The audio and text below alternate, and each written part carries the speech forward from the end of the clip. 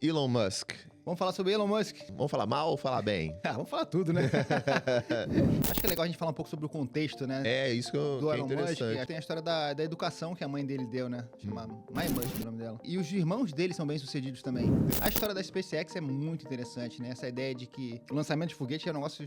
Era, pelo menos, né? Extremamente ineficiente, custoso. Muito. Você pega um foguete, consome combustível pra caramba, e depois joga aquilo tudo fora, cai no mar. E o cara falou, não, pode ser melhor. Olha a loucura do cara. Dessas inovações que ele já criou, qual que você acha que assim mais chama atenção? Fala assim, nossa, que... Foi do carro elétrico, assim, por mais que não tenha sido o original dele, mas ele, eu diria que é tipo o líder, assim, desse movimento de carro elétrico no mundo. E pra você, qual a melhor inovação do Elon Musk? Talvez seja a que esteja ainda mais incipiente, mas que eu acho incrível é a Neuralink.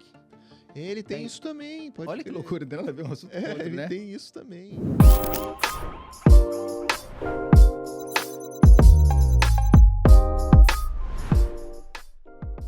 Marinho, Ah, você... mais um episódio. Mais um, cara. Né? É o último de 2024. É, Ou penúltimo. Estamos gravando no final de 2024, Exatamente. talvez entre o comecinho de 2025. Exatamente. Então, Qual é o tema de hoje, Marinho? Elon Musk Vamos falar sobre Elon Musk? e suas inovações e educação. E o que mais que a gente pode falar dele? Vamos falar um pouco do contexto dele, né?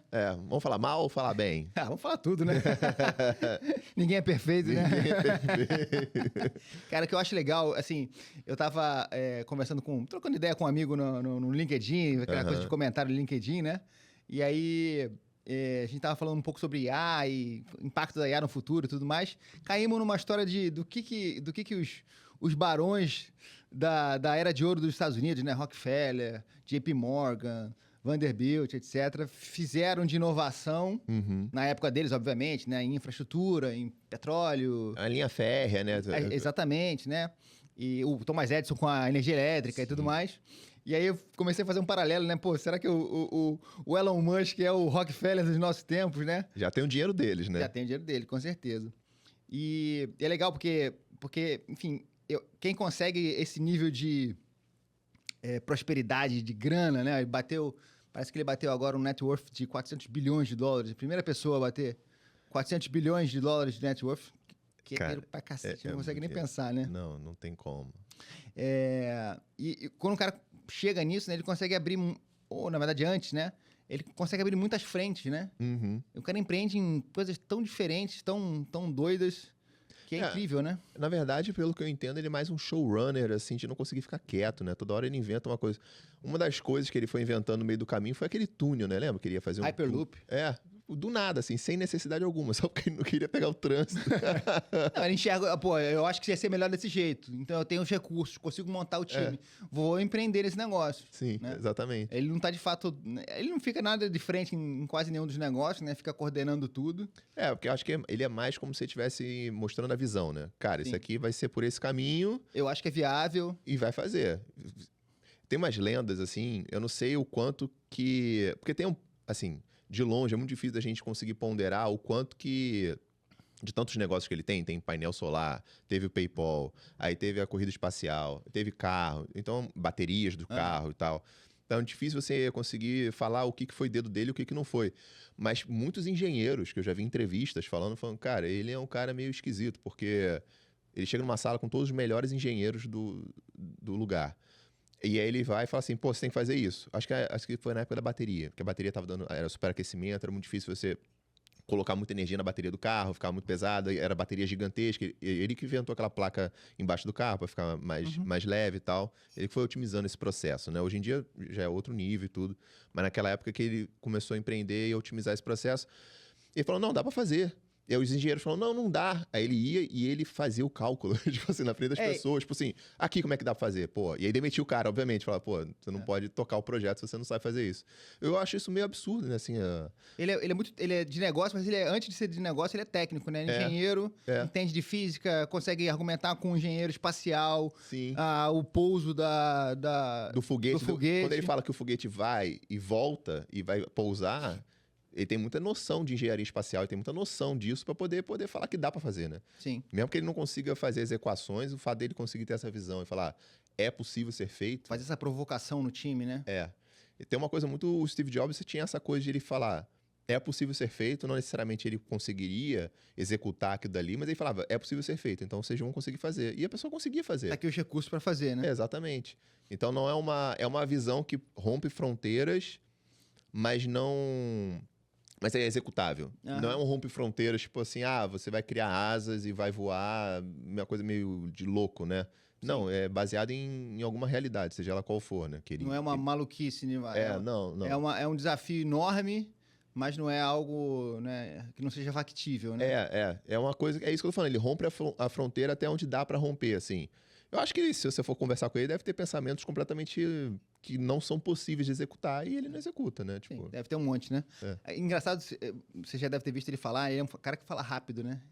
Parece que a mente anda mais rápido do que a fala, né? Às vezes parece que ele gagueja, né? De tão rápido que ele fica tentando falar. Tão rápido que ele pensa, parece, né? Uma característica interessante. Mas o lance... Eu sou um pouco mesmo. Tô brincando. O lance é que tem muita coisa que é isso, de longe você... A não ser que venha uma autobiografia dele, ou de pós-morte, né? Uma coisa assim que saia. Mas tem muita coisa que é dita dele que ele mesmo diz. Ele fala, não, quando eu era criança, eu tinha muita imaginação, pensava muito, e nenhuma outra criança conseguia conversar comigo.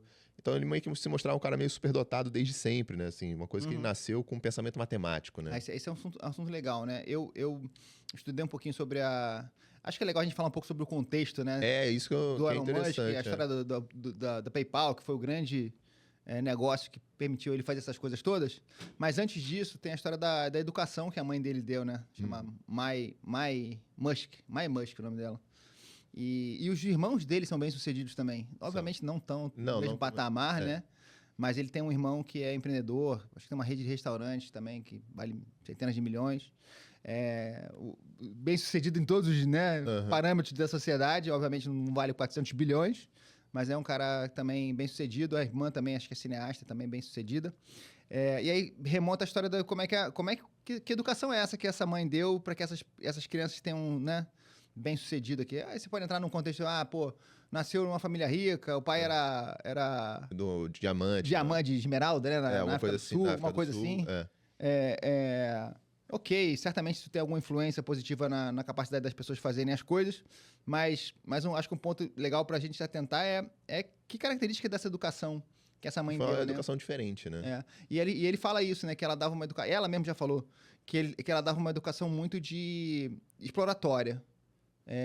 Tá aqui os seus desafios, descubra você sozinho a resolução dos seus problemas. Não vou te dar as respostas. Né? Isso, para uma mente curiosa, que provavelmente o Elon Musk tem mais do que os irmãos, talvez... Sim.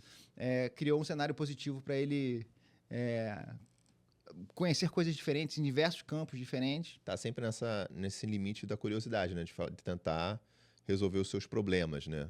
Isso é uma coisa muito interessante mesmo, assim. O Bill Gates falou que, óbvio que a educação dele foi tradicional, foi super comum, mas ele por si só não parava de ler livro, ele era viciado em ler livro. Até hoje, né? Até hoje. Isso instigou muito a imaginação dele e ele consegue... Obviamente o cérebro dele é treinado para isso, mas qualquer assunto do planeta Terra que você der para ele, ele pega uns 50 livros daquele assunto, vai para uma cabaninha que ele tem e ele lê aquela parada e ele entende. Sai dali um especialista praticamente, né? Sem a prática, mas pelo menos com a teoria. Isso é muito difícil. Pô, se você me der uns 50 livros de engenharia mecânica, eu não vou sair engenheiro mecânico. Isso não é assim que funciona, sabe? E ele conseguiu. Então obviamente que, de novo, a mãe do Elon Musk fez um caminho, o Bill Gates fez outro caminho, não estou falando disso, mas estou falando nesse sentido de que existem coisas que a gente faz na nossa infância, na infância da criança, obviamente, só pode ser da criança, em que deixa o seu cérebro mais preparado para fazer coisas como adulto, assim, de empreender, de imaginar, de executar mesmo, assim, de contribuir para a sociedade de algum nível, assim, né? Isso é uma coisa muito, muito curiosa de se avaliar e estudar mesmo, para ver se a gente consegue replicar, né? No Brasil, em alguma escala, nem que seja na sua própria família. O Elon Musk parece... posso estar enganado aqui, mas acho que o Elon Musk também criou uma escola própria para os próprios filhos, né? Foi. Não foi ele que fez? Acho que tem outros empreendedores também envolvidos nisso, né? Porque... Não acredito no tradicional. Não acredito no tradicional. Pelo que eu já estudei um pouco disso, o microfone cai, mas pelo que eu já estudei um pouco disso, quem é muito abastado, assim, família muito tradicional, do planeta Terra todo, vai para um internato na Suíça, tem uns colégios, assim, super famosos, assim, que a gente não sabe o nome, mas... Exclusivos pra caramba. Exclusivos demais, que só eles vão... Tipo assim, onde estudou o Príncipe Charles, sabe assim? É nesses colégios, assim. E aí eu acho que esses colégios não são suficientes para esses empreendedores. Talvez eles falem, pô, mas não, meu filho não vai ser o futuro rei de nenhum lugar. Então o que ele vai aprender lá, entendeu? Tipo, não é bem isso. Não está se preparando para um político também. Que tem muita coisa assim de você seguir carreira internacional, diplomacia, político quer ser presidente, ou governador, ou exatamente, literalmente, futuro rei ou rainha. E aí acho que esses empreendedores assim falam, pô, mas eles não vão ser nada disso, né? Então, o que eles vão aprender lá? E aí começaram a querer fazer a sua própria educação, assim. Eu acho isso, obviamente que não sei se isso é replicável em larga escala, né? Até porque a gente está falando de pessoas talvez excepcionais, né? E, por serem excepcionais, não se aplica ao resto da sociedade de maneira geral, né? Você não vai conseguir replicar esse modelo, assim, né? É. Mas é um modelo interessante. Até que ponto você consegue pegar algumas coisas ali, se inspirar e executar na sua própria família, assim, que eu acho que é... Ou exigir, ou sei lá, nem que seja exigir, mas talvez conversar com o colégio dos seus filhos e tá lá naquelas reuniões, enfim. Acho que isso aqui seria um legal, incentivar melhor a criança nesse lado, naquele, enfim. Quem sabe a gente tenha vários Elon Musk, pelo menos o aspecto positivo do Elon Musk, né? Das conquistas e das inovações que ele está trazendo, né?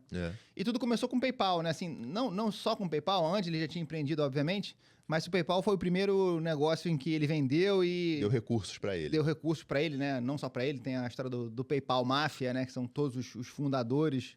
É mesmo? Do PayPal. Qual é essa história do PayPal Máfia? PayPal Máfia eram 7 ou 8 fundadores que com a venda do PayPal para eBay, todo mundo ficou milionário e todo mundo bombou, né? O cara foi fundar um LinkedIn. Tá. O Elon Musk foi fundar um monte de coisa. Cada um foi fazer uma coisa. Cada um foi fazer uma coisa, todo mundo bombou. Cara. E aí chama esse grupo de PayPal Máfia. É bem legal, assim. E reflete um pouco assim essa coisa do empreendedorismo, né? De você construir um negócio inovador, vender, mas tipo, beleza, agora eu vou botar o dinheiro no bolso e viver de renda. Não, eu vou continuar construindo, vou continuar fazendo coisa nova. E acho que o Elon Musk é o extremo disso, né? Sim. Fazendo tantas coisas diferentes. Ele quase quebrou diversas vezes. Sim, a coisa do SpaceX, ele falou que se a NASA não tivesse entrado junto, ele teria quebrado. Teria quebrado. Ele falou, cara, um foguete... que deu certo, o último de todos, ele tentou 2 ou 3 vezes e falhou, aí foi acabando o dinheiro dele, tentou mais um, deu certo, e a NASA falou, então agora a gente vai te financiar aí. Ele falou que se tivesse dado errado, ele teria quebrado mesmo, assim, todo o dinheiro dele tava lá. Tava lá. É incrível isso, o cara pegar uma fortuna enorme e meter num projeto super arriscado. Que deu errado 1 ou 2 vezes e continuar assim, tipo, não, mas a gente vai chegar incrível, lá. né? Incrível. Tem que ter A história da SpaceX é muito interessante, né? Essa ideia de que o lançamento de foguete era um negócio era, pelo menos, né? Extremamente ineficiente, custoso. Muito. Você pega um foguete, consome combustível pra caramba, e depois joga aquilo tudo fora, cai no mar. E, né? E o cara falou, não, pode ser melhor. Olha a loucura do cara. Pode ser melhor, dá pra gente pousar um foguete. O primeiro estágio do foguete, ele pousa, né? E reutilizar. Isso baixou demais o custo, né? Cara, isso é uma coisa... É que é isso, né? Tá no limite, tá na fronteira ali, né? De você acreditar no negócio, investir naquele negócio, dando certo ou dando errado, você continua investindo. E acho que é da natureza mesmo, assim. Acho que se ele tivesse quebrado, sei com $0, $0, ele ia continuar empreendendo. Falei, o que dá pra fazer com $0 aqui? E bobear ia criar uma fortuna de novo. Ia criar uma fortuna de novo, né? Das inovações que ele já criou, qual que você acha que assim, mais chama atenção? Fala assim, nossa, que bacana. Cara, eu te confesso que foi do carro elétrico, assim, por mais que não tenha sido o original dele, mas eu diria que é tipo o líder, assim, desse movimento de carro elétrico no mundo. Porque o carro elétrico sempre existiu, gente. Sempre existiu energias alternativas. Gurgel, lembra do Gurgel? Não tinha o Gurgel? Acho que era Gurgel que chamava. Cara, já existiu carro a gás existe no Brasil pra cacete, sempre existiu. A álcool, obviamente a gasolina. Já teve até projeto de carro a água. Aqui hidrogênio, né? Então, assim, tem de tudo, sabe? Só que nunca foi pra frente. O carro elétrico também já tinha sido projetado, pensado, acho que já teve um modelo ou outro. Mas a eficiência da nunca foi pra frente. Nunca a engenharia não era boa o suficiente. Nunca ia virar esse mercado mundial, que hoje em dia quem domina até é a China, que tá dominando e tal. As montadoras chinesas já são até mais bem avaliadas do que a Tesla e tudo mais. Mas eu tô falando assim, Ele chegou lá e falou assim, mostrou pro mundo. Eu lembro que, pô, o Ford, eu acho que BMW, todas as grandes marcas meio que falavam assim, carro elétrico é pro cacete. E ele lá na Tesla falou, não, isso não é larga escala. Ele deu o primeiro carro pro George Clooney, sabe qual é? Faz aquele marketingzinho dele e tal. E a galera muito assim, cara, mas isso não dá pra fazer em larga escala, não sei o quê. E a coisa tá vindo, e a coisa tá crescendo. E você vê assim, hoje em dia... É normal, né? É normal, assim. Você tem um BYD aqui no Brasil, um monte de Muito. carro na rua. Tem suas coisas assim de limitações, as estradas não estão. O carregamento, o posto de carregamento. Você não tem aquilo dali. Tem muitas questões ainda, mas é uma tecnologia relativamente nova, pensando em larga escala, né? Em produção mundial. Mas isso é uma coisa que você fala assim, cara, ele mudou realmente a forma como a gente vai usar os nossos carros. Para os próximos 50 anos, com certeza, o carro elétrico provavelmente vai ser o normal e não necessariamente carro a petróleo. Sabe a história na Tesla, dentro desse conceito de carro elétrico, a história das patentes, né? Não. Que ele, em determinado momento, abriu uma quantidade enorme de patentes. Eu lembro, ele abriu as patentes. Para que os outros fabricantes pudessem usar também, pensando que o mercado precisava se desenvolver. Exatamente. Que se ele ficasse ali protegendo essa história... Não ia dar em nada. Poderia não dar em nada, ou certamente não atingiria num estágio mais desenvolvido tão rápido, né? Exato. Eu lembro, isso exatamente. Isso é bem legal, né? Uma postura de quem talvez não se importe tanto só com o resultado financeiro, né? Ou então ele fez uns cálculos lá e falou, pô, eu posso ter 100% de um mercado, de um setor de, sei lá, 10 bilhões, ou eu posso ter 1% de um setor de 10 trilhões. Exatamente. Enfim, ele fez uma conta lá, obviamente, mas é muito interessante isso, porque deixa, além do dinheiro e tudo mais, tem um pouco de ego, né? De falar, porra, vou abrir minha patente aqui. Tipo assim, é uma coisa meio complicada. Lembrei agora, não é relacionado ao Elon Musk, mas você sabe a história do cinto de 3 pontas? Não. O cinto de 3 pontas foi inventado pela Volvo. Pela Volvo? Algumas décadas atrás. Antes só tinha aquele cinto abdominal. Sim. Né, que você batia e o teu corpo ia pra frente, né? A Volvo inventou o cinto de 3 pontas e ela fez questão, não vou patentear, porque isso é uma questão de segurança para as pessoas. Não faz sentido eu patentear isso. E tá aí hoje em dia todo carro tem cinto de 3 pontas. Caraca, acho que é um pouco isso, né? Tipo, vou pensar no prol, não só em mim, mas em prol da sociedade e do desenvolvimento de um segmento, seja lá o que for. Tem algumas coisas que você, tipo assim, pô, não tem como patentear isso, né? Tipo assim...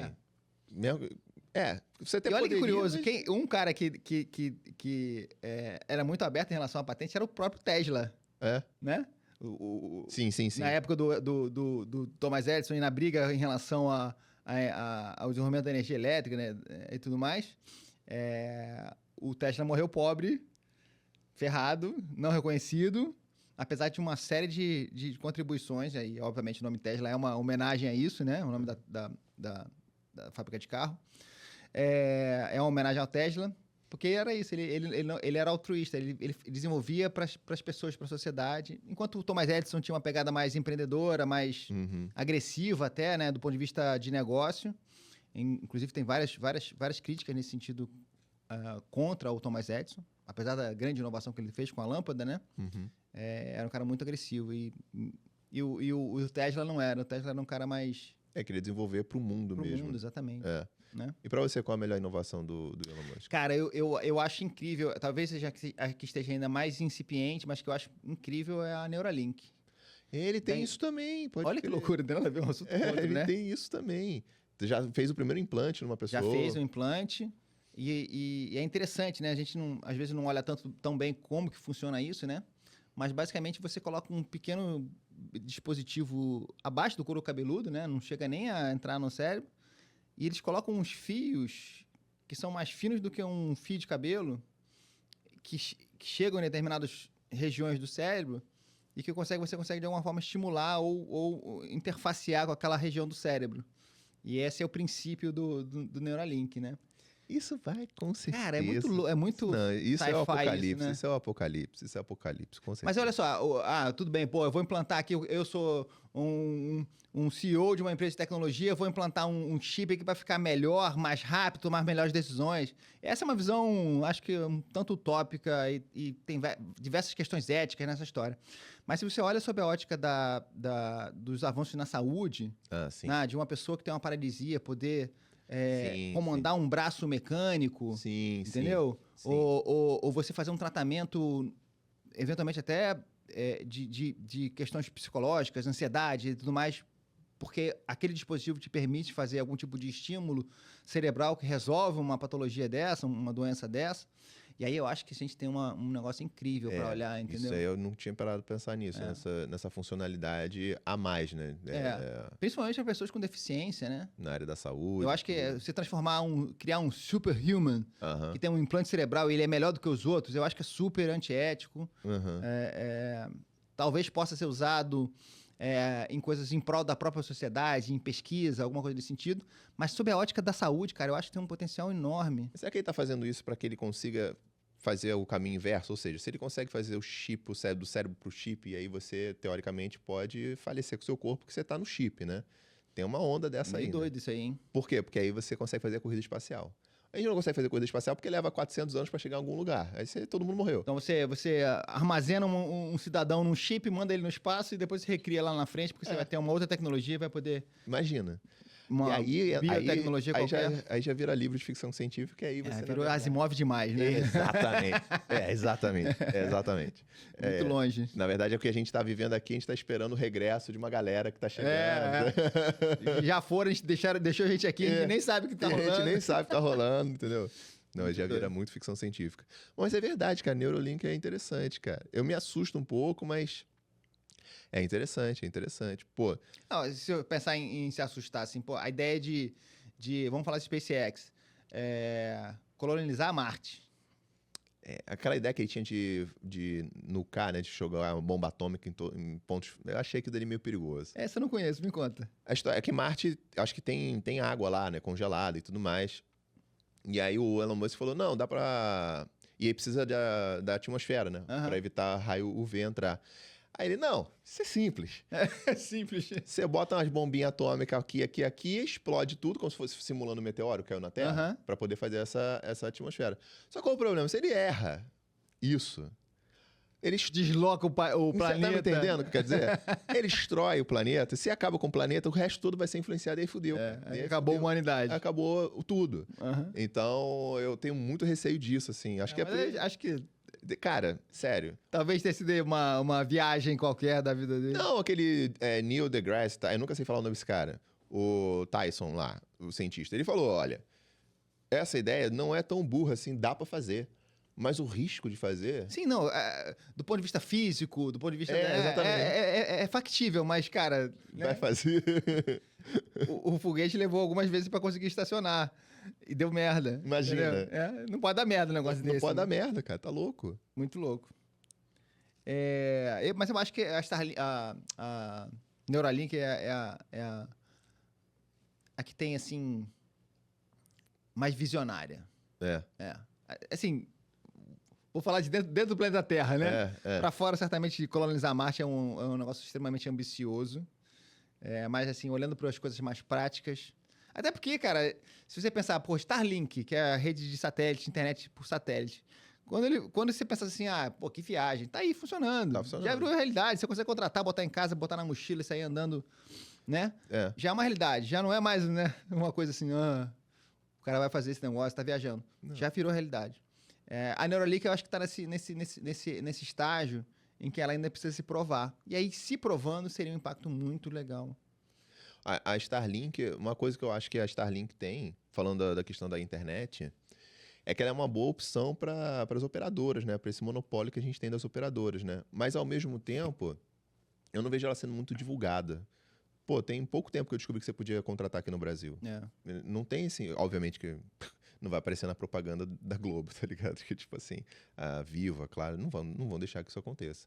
Mas eu acho que ela só não é mais difundida na sociedade porque não é bem permitido, assim, é uma comunicação... Você não vê isso nas grandes mídias, assim, caraca, contrate, não sei o quê. Não. É bem louco. Eu vejo propaganda da Starlink no X, no Twitter. Porque é dele. É dele também. Exatamente. Eu acho que aqui no Brasil ganhou uma publicidade grande. Provavelmente você ficou sabendo disso por causa da história lá da proibição, né? Eu fiquei sabendo por causa daquele... É o Sérgio, que é um cara gordão que gosta de falar de coisa e tal. Sim. Aí falou, pô, cara, você sabia que você pode contratar Starlink? Aí eu falei, é mesmo? Tipo, que loucura. Eu digo da história do bloqueio do X no Brasil.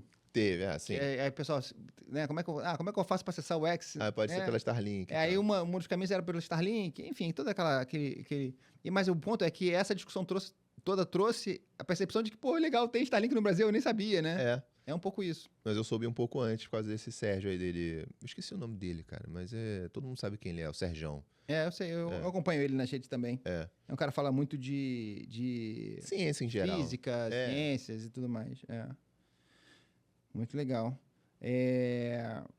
Cara, um tema, um anúncio que teve aí há alguns meses atrás, algumas semanas atrás, que são os Tesla Bots, os robôs. Você viu esses vídeos?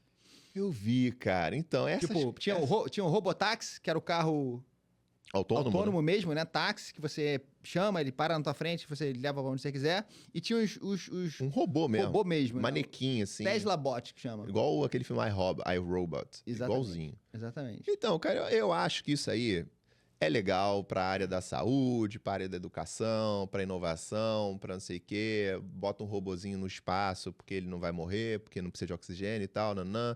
E aí você deixa um foguete autônomo porque você tem um robô lá que consegue, nanã. Aí imagina, você vai criando...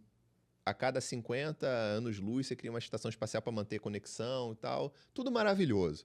Só que, cara, um maluco da Al-Qaeda vai pegar um robô desse, vai chegar e vai... Entendeu? Essas coisas vai são... botar uma K-47 na mão do... entendeu? Eu fico bolado com isso, cara. Com essas coisas, assim, que, cara, acontece. É a mesma coisa que, sei lá, o que você imaginar que é de bom pro planeta Terra, alguém conseguiu usar pro mal, assim. Você queira imaginar, entendeu? Então, eu fico bolado com isso. Não com as boas intenções ou com as coisas positivas que vão acontecer.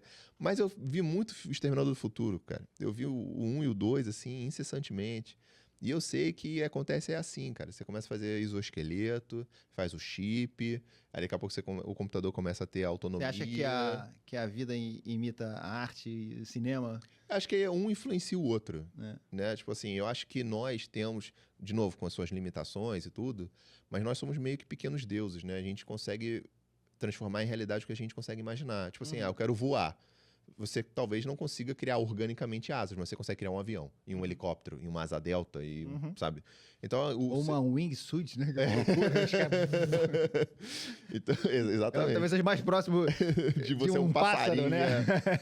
Mas, tipo assim, os seres humanos têm uma coisa meio divina mesmo, literal, de que o que a gente consegue imaginar, a gente consegue criar. Então, assim, eu tenho um certo receio, assim, com essas coisas de, pô... Daqui a pouco a gente tá criando aí robôs autônomos mesmo, assim. E, cara, se você pega IA, pega Neuralink, pega carro autônomo e tal, não tá muito distante disso acontecer. Se você for juntando essas tecnologias, e fora as outras que vão surgir, não tá muito distante. Não é uma coisa tipo, impossível. Não é impossível. O próprio Elon Musk, ele falava disso. Ele parou de falar disso, não sei porquê, mas ele falava que tinha medo de IA. Ele falava assim, pô, eu tenho muito medo de IA, inteligência artificial, a gente tem que... fazer isso com cautela, tem que fazer isso porque senão a humanidade vai acabar. Ele tinha esse discurso. E no entanto a IA ele parou dele, agora, né, mas... que é a XAI, né, integrada ao Twitter, tem um modelo lá chamado Grok. É um modelo de mercado que tem menos guardrails, né? Você sabe disso? Não. Não sei se você vê aí uma série de imagens, agora aí que teve Lula no hospital, aí botaram o Bolsonaro visitando Lula no Bolsonaro. Sim. Esse tipo de imagem, né? Você não consegue criar esse tipo de imagem hoje no modelo da OpenAI. Por quê? Porque você tem guardrails, você tem mecanismos de controle. E a IA do Elon Musk, da XAI, ele tirou esse negócio e falou, cara, faz o que você quiser. Se você quiser, entre aspas, né? Vai ter um limite. Bem mais, os guardrails são bem mais baixos. Deve ter... Tanto é que você consegue fazer esse tipo de imagem, né? Deve ter obviamente, eu vou criar um míssil nuclear, mas ele não vai ensinar. Sim, algum guarda-reio tem, mas que são guarda-reios mais baixos, certamente são. Pelo menos essa parte de geração de imagem, ele deixa você criar uma foto com Trump, dando um beijinho no Biden, entendeu? Você não consegue fazer isso em outras IA por causa dos guarda-reios. Então, mas é isso que eu tô falando, ele mudou um pouco o discurso dele, ele era muito receoso com tudo isso. Ele tem discursos públicos, entrevistas, falando, cara, inteligência artificial é muito legal, mas a gente tem que tomar muito cuidado, porque realmente pode acabar com a humanidade, isso não é brincadeira. E hoje em dia ele tem essa coisa que nem você está falando, ele parou de falar desse perigo que existe, sabe? Pô, então você junta isso tudo, mete num chip dentro da tua cabeça, você vira um robô e você vira uma... Cara, você tá entendendo o que eu tô falando? Olha só, sua consciência vai para um chip. Você pode botar sua consciência onde você quiser. Ou seja, sua consciência, você pode virar um carro, você pode virar uma lâmpada, você pode virar um ciborgue, tá ligado? Você pode virar uma máquina de guerra. De novo, obviamente, que o que vai alcançar... Tá vendo muito filme de Sessão da Tarde dos anos 80. Cara, que isso, cara? Você pode alcançar a imortalidade, que eu acho que a galera pira na imortalidade. Eu acho que essa coisa toda que eu tô falando não é necessariamente por isso tudo que eu falei, virar uma lâmpada e tal. Mas acho que é muito pelo sonho que o humano tem de imortalidade. Sempre tem essa coisinha que o ser humano... Nem todo ser humano aceita bem a morte, né? Assim, é de bem com a vida, com o fato de que tudo vai acabar. Então, alguns seres humanos vão falar assim, pô, interessante esse Neuralink aí, hein? Peraí, deixa eu ver se dá pra fazer. Louco isso, né? Eu tenho uma frase do Steve Jobs que é fantástica, né? Que ele falava que a melhor invenção da vida é a morte. Porque é isso que faz a gente se movimentar, né? Fazer coisa, buscar, construir, empreender, se você inovar, tem a vida inteira, você não vai amar, ter filho, né? É, exatamente. Por isso, porque se você pensar assim, eu não vou morrer nunca, pra que eu vou fazer essas coisas? Né? Então... É uma frase muito poderosa. A melhor invenção da vida é a morte. É o memento mori, né? Que é em latim. Do estoicismo, né? O estoicismo fala... Mas ele tem mais a ver com não ter medo da morte. Né? Sim. A morte faz parte... Do processo todo. Do processo e tal. Mas tem uma galera que pira em não morrer. Então, assim, imagina. O cara lá vai chegar, pô, Neuralink, chip, lá. Isso não é muito saudável, né? Assim. Em vez de falar de eternidade, não morte e tudo mais, vamos falar de...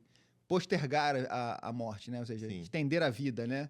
Que é um movimento bem forte, assim, de interesse geral, né? Todo mundo quer viver mais, né? Tudo bem, ok, eu vou morrer um dia, mas se eu viver mais uns 30 anos, vou poder curtir meus netinhos, ia ser bem legal. Né? Então, legal, vamos explorar. E aí entra a história do Neuralink, né? Como é que talvez uma tecnologia dessa possa favorecer a extensão da vida? Imagina você poder... Não sei, né? Vou viajar aqui. Mas a gente entender de determinados mecanismos de como que o corpo funciona que a gente ainda não entende. Vamos supor que a gente tem esse conhecimento e eu consigo interagir com esse mecanismo através de um chip para fazer com que meu corpo, minhas células não troquem mais, renovem mais rápido, sei lá, alguma coisa assim. Fazer para que seu corpo seja mais eficiente, porque tem muita coisa que acontece que a gente não controla, é tudo um movimento involuntário, você não precisa pensar em respirar, né? Fora coração bater e todo o resto, né? Tudo, o seu corpo acontece tanta coisa que nem eu consigo imaginar. Mas imagina que você consiga efetivamente entrar no comando daquilo ali e falar, cara, tem um câncer ali, remove ele aí, faz ele sair fora. Antes dele propagar. Tá entendendo? Você consegue realmente atacar coisas assim dentro do seu corpo. Isso é muito interessante, realmente. Mas eu fico bolado com o Exterminador do Futuro, com o Schwarzenegger. Se a gente tivesse mais Elon Musk, seria melhor ou pior? Cara, eu acho que seria pior, porque tem um conceito nisso que você tá falando, que é tipo assim, a gente teria que ter muita sorte que todo mundo fosse do bem, sabe? E não necessariamente. A melhor coisa do mundo é que todo mundo fosse do bem, mas não é. Então, quanto mais pessoas nesse calibre existem, você tá jogando uma moeda pro alto, né? 50%. Pode ser bom ou ruim. Então, assim, cada chance... E aí, eventualmente, cai numa ruim. Pô, se um Elon Musk ruim, é complicado, né? Tipo assim, não existe nada pior pro ser humano do que Meu malvado favorito. Do que uma pessoa muito inteligente do mal, assim. É muito estranho, né? Tipo, é a pior coisa que a gente pode ter. Ok. Mas aí você entra numa questão que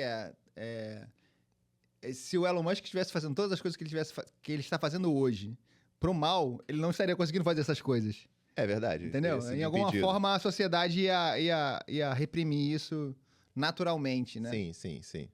Tá mais pra um maluco que inventa uma bomba dentro de uma garagem e explode um país, sei lá, do que ele construir um império. Sim. Né?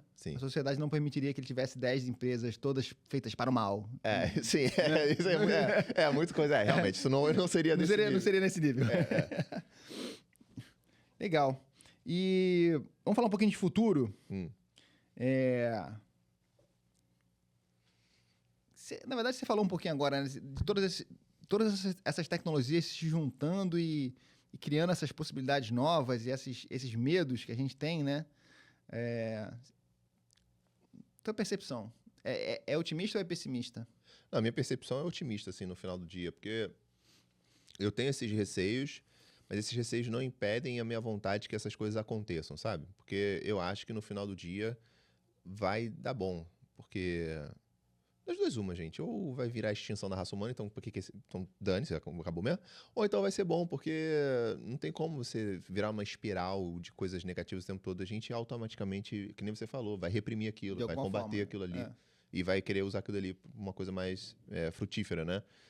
Até mesmo coisas que foram feitas justamente para destruição, que tipo, sei lá, bomba atômica, a gente não fica usando a torta direito. Tipo assim, a gente tem guerra no mundo o tempo todo, nunca parou de ter guerra, mas tipo assim, bomba atômica é uma coisa que a gente não toca, porque não tem cabimento, é uma coisa que vai falar, pô, é só uma destruição. Acaba por virando destruição. só um instrumento de força política, né? É. Aí eu tenho a bomba, Eu você tem a tenho. bomba, né? Mas ninguém usa efetivamente porque não é de benefício próprio a ninguém, sabe? Então, essas coisas que eu falei aqui me deixam um pouco receoso, mas eu acho que, como você mesmo falou, para outras áreas da nossa sociedade vai ser muito bem-vindo e vai ser muito bem proveitoso, assim. Eu sou realmente...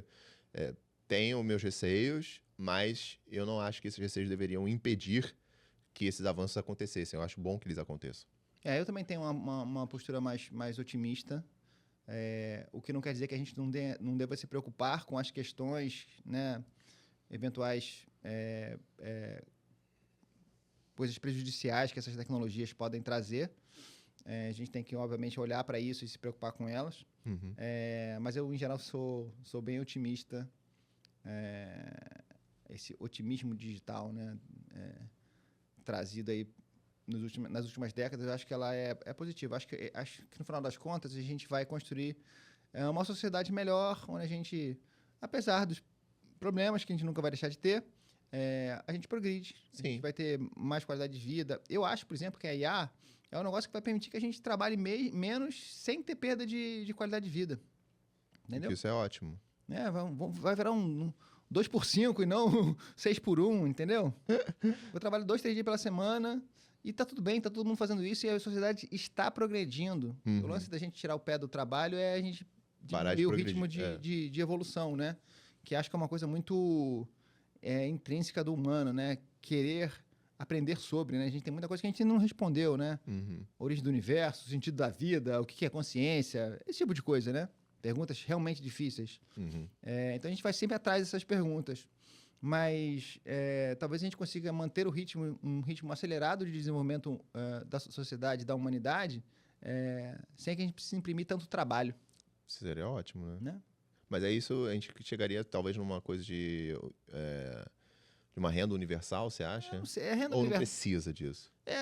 Eu não tenho uma conclusão muito clara sobre a opinião sobre a renda universal. Eu acho que é um assunto super interessante. Acho que a gente tem que explorar. A gente, enquanto sociedade, tem que explorar. Me parece que, do ponto de vista econômico, você vira uma coisa que aumenta o basal e não muda muita coisa. Sim. Então, eu já entendi o que você quer dizer. Tipo, então, se todo mundo ganha 1.000, então a partir de agora o McDonald's vai ser 1.010. Exatamente. Vai ficar só uma bobeira. Pela ótica econômica, me parece que seria um erro nesse sentido. Mas eu estou fazendo uma análise extremamente simplista. Né? Não é minha conclusão também. Uhum. É só um aspecto. Mas eu acho que é um assunto super interessante. O Sam Altman, da OpenAI, que fala disso. Ele é defensor do Basic Income, né? Da renda universal. Inclusive, o projeto dele lá, o WorldCoin, tem um pouco a ver com isso. Sabe a história da WorldCoin? Não. O Sam Altman tem um projeto chamado WorldCoin. Inclusive, ele está... uma das coisas que são importantes nesse projeto é a questão da identidade, né? Você tem uma forma de identificar as pessoas. E ele tem um processo de captura das retinas das pessoas, né? Hoje você vai numa instalação dele lá, você lê a sua retina, cria a sua identidade nessa rede dele e você recebe as moedas dessa WorldCoin. Mas isso tem a ver com o Basic Income também. É um outro projeto malucão. Aliás, se a gente está falando de OpenAI, não sei se você sabe, mas o Elon Musk fundou a OpenAI. É um dos fundadores da OpenAI. Você sabia disso? Não. Ele foi um dos fundadores? Foi um dos fundadores. A OpenAI ainda é hoje, mas está em vias de deixar de ser, mas ela é uma non-profit. Non-profit? E o Elon Musk foi um dos investidores, fundadores da OpenAI, enquanto uma instituição sem fins lucrativos. E aí, depois a coisa desandou entre Elon Musk e Sam Altman, e o Elon Musk saiu fora. E hoje o Sam Altman está num caminho de transformar a OpenAI numa for-profit. Até por isso que o Musk criou a IA dele, a XAI, no movimento já de contra, né, o que na visão dele estava se tornando a OpenAI. Cacete, quanta fofoca, mano. Várias fofocas. Não só o Elon Musk, mas outros fundadores da OpenAI também saíram, né? Hoje acho que só tem o Sam Altman, se eu não me engano. Duas ou três outras pessoas também saíram por discordância, e, enfim. Tem uma questão ali dessa ser uma empresa de fins lucrativos ou não. Ainda é hoje sem fins lucrativos, mas estão estruturando, apertando os parafusos ali para transformar numa for-profit. Babados. É com você, Sônia. Legal, Marinho. Bate-papo bacana. Muito bom. Eu não acho que Elon Musk... Eu bato palmo para ele enquanto empreendedor, enquanto inovador, pelas coisas que ele faz. Não tenho nenhum interesse em defendê-lo enquanto pessoa. Enfim, nunca o vi. Não posso falar nada dele. Mas, realmente, o que esse cara conseguiu do ponto de vista de inovação e das frentes que ele abriu simultaneamente, eu acho que é um feito do ponto de vista de empreendedorismo e da capacidade não só de criar essas coisas, mas, de fato, atingir resultado, né? O foguete que pousa, a Starlink, a Neuralink começando a funcionar, a Tesla. Então, assim, nesse aspecto, na visão empreendedora, Elon Musk, enquanto empreendedor e inovador, eu acho que ele é um cara fantástico. Não, e a gente vai, como sociedade, absorver isso aí. Aproveitando isso tudo. Aproveitar muito isso, Maravilha. Muito bom, gente. Obrigado mais uma vez. Obrigado, pessoal. Até a próxima.